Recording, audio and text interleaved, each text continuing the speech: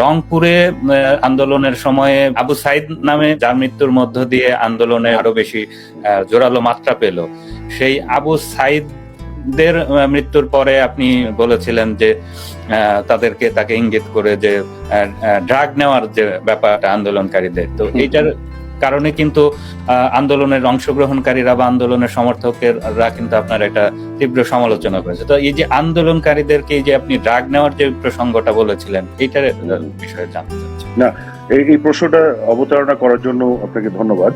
এই জন্য আমি বলতে চাই, আমার আগের যে বক্তব্যটা, গুলি ছোড়ার বক্তব্যটা পুরোটা নিয়ে আসেন, এর তো অন রেকর্ড আছে, তো পুরো বক্তব্যটা নিয়ে আসেন, তাহলে তো প্রমাণ হয়ে যাবে আমি আসলে কি বলেছিলাম।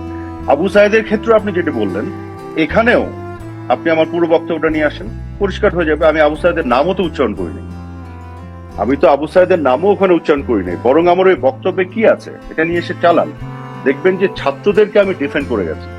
আমি বরং যেটি বলেছি যে ধ্বংসযজ্ঞ হচ্ছে, যে জ্বালাও পোড়া হচ্ছে, এই যে আপনার সেতু ভবন, দুর্যোগ ব্যবস্থাপনা ভবন, এই যে মহাখালীতে আমার সংসদীয় আসনের ভিতরে ডেটা সেন্টার, মেট্রো রেল এবং বিভিন্ন জায়গায় পুলিশের থানায় আক্রমণ, পুলিশকে হত্যা করা, আমি বরং বলেছি ছাত্রদের কাজ এগুলো হতে পারে না, এগুলো ছাত্ররা করছে না। আমি ছাত্রদেরকে ডিফেন্ড করে গেছি। বরং আমি বলেছি এগুলো করছে তৃতীয় পক্ষ, সন্ত্রাসীরা এগুলো করছে এবং জঙ্গিরা এগুলো করছে। এবং এগুলো বলতে যে আমি বলেছি এই সন্ত্রাসী জঙ্গিরা বিভিন্ন বস্তি এলাকা থেকে কিশোর গ্যাংয়ের অনেক সদস্যকেও তারা এখানে রিক্রুট করেছে। এবং আমি তো যেহেতু আপনার 17 আসনের এমপি ছিলাম, দুবার উপনির্বাচন করে এবং পরে একটা লম্বা 1 বছরের মতন তো আমি ওখানে এমপি হিসেবে দায়িত্ব পালন করেছি। ওখানে করাইল বস্তির ভিতরে আপনাকে আমি বলি বেশ কিছু মার্ডারও হয়েছে। এবং এই ড্রাগ নিয়ে জুতার তলায় যে সোলটা আছে, এটাকে যে আঠাটা দিয়ে আপনার আটকায়, এইটাকে আগুন জ্বালায়, এখান থেকে যে ধোঁয়াটা আসে স্নিফ করে, এক ধরনের লোকাল একটা কি আছে এটাকে বলে ডান্ডি বা সামথিং, একটা ড্রাগ, এটা নিলে আপনি পুরো ইয়ে হয়ে যান, মানে দিক বিদিক শূন্য, আপনার হিতাহিত জ্ঞান থাকে না। তো ওখানে কিন্তু ওইটার প্রচলন ছিল কিশোর গ্যাংয়ের বিভিন্ন সদস্যদের, এবং অনেকেই কিন্তু এভাবে ড্রাগ ছিল। আমি কিন্তু তথ্যের ভিত্তিতে তথ্য দিয়েছিলাম। আমি কোথাও বলি নাই যে আবু সাইদ ড্রাগ ছিল, কোথাও বলি নাই যে ছাত্ররা ড্রাগ ছিল। আমি বলেছি যেসব সন্ত্রাসীরা এবং যারা এই কিশোর গ্যাংয়ের, যাদেরকে এই সন্ত্রাসী তৃতীয় পক্ষ যাদেরকে রিক্রুট করেছে, এদেরকে ড্রাগ করা হয়েছে, যে কারণে গুলির সামনে পুলিশের রাবার বুলেট ছুটছে, গুলির সামনে তার হাত উঁচে চলে আসছে। এবং এই রিপোর্টটা আমাকে করা হয়েছিল বনানী থানা থেকে।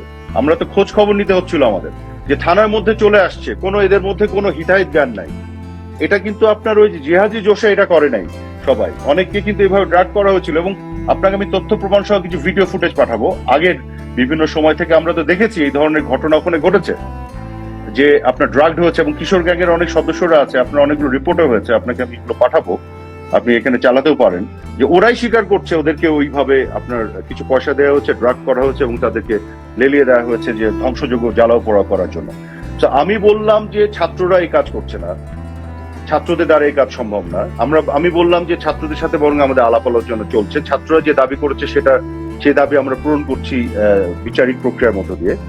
আর কি বললাম, ধ্বংসযজ্ঞ করছে তৃতীয় পক্ষ, যারা সন্ত্রাসী, যারা জঙ্গি, এবং এইখানে এদেরকেও তারা রিক্রুট করে ড্রাগ করেছে, এবং যে কারণে তারা হাত উঠে পুলিশের গুলির সামনে চলে আসছে। অনেকে, একজন ব্যক্তি কি হাত উঠে পুলিশের গুলির সামনে দাঁড়িয়েছিল তা তো নয়, সেটা অনেকেই তো করেছে এগুলো, যাদের মধ্যে সবাই কি ছাত্র ছিল তা তো নয়।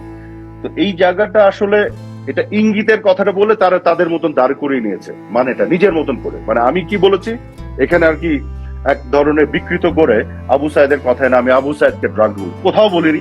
এটা আমার মাথার মধ্যেও কোথাও ছিল না, আমার চিন্তার মধ্যেও ছিল না যে আবু সাইদ ড্রাগ ছিল, ড্রাগ হয়ে সে কাজ করেছে, এটা একেবারে আমার চিন্তার মধ্যে ছিল না। আমি চিন্তাও করি, এটা বলাতে প্রশ্নে আসে। কাজে আমি যেটি বলেছিলাম সেটি এখনো আমি স্ট্যান্ড বাই করে, এর সত্য কথা বলেছি। এখনো খোঁজ নিলে পাবেন কিশোর গ্যাংয়ের সদস্যরা এই ড্রাগটা নেয় কিনা ওখানে বস্তি এলাকায়, এবং এই ড্রাগ নেওয়ার পরে কি হয় আপনারা দেখেন, এটা খোঁজ নিয়ে দেখেন, আপনারা সাংবাদিক খবর নিয়ে দেখেন, এই সত্যতা আপনারা পাবেন। এবং এদেরকে ওখানে নিয়োজিত করা হয়েছিল জ্বালাও পোড়া